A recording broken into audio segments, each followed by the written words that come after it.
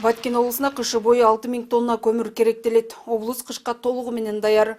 Ал эми билим берүү имаратынын жалпы саны 234 болсо, анын ичинен 170 мектеп көмір менен жылытылат. Ошол эле учурда Баткен областык биргелешкен ооруканасынын айрым бөлүмдөрүнө жылуулук берилген.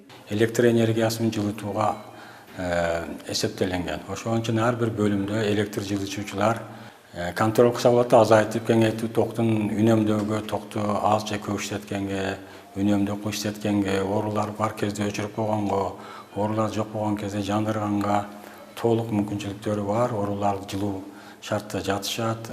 2020 жылдын эсебинен ооруканага 800 000 сомдук тендер өткөрүлүп, жогорку чыңалуудагы трансформатор алынган. Мындан сырткары Баткен областык биргелешкен ооруканасында кошумча генераторлар да орнотулду.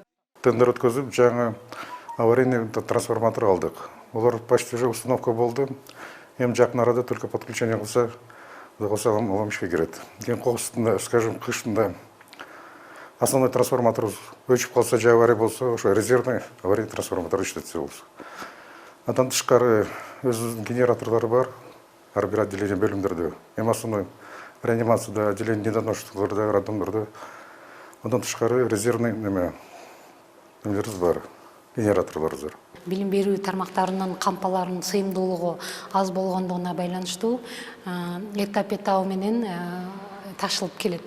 Ал эми саламаттыкты сактоо тармагында деле 51%га аткарылды бүгүнкү күндө. Электроэнергия менен жылытуу системалары дагы бардыгы даяр. Калкты көмүр менен камсыз кылууда дагы облустун аймагында 72 топ базалар түзүлгөн. Бүгүнкү күндө базарда көмүрдүн баасы 7-8 сомдон сатылууда. Баткен областында 37 көмүр шахтасы орун алган. Мындан сырткары аралап көмүр жеткирүүчү 50 мобилдик пункттар иштөөдө. Алтынай Бердалиева, Салам медиасы үчүн.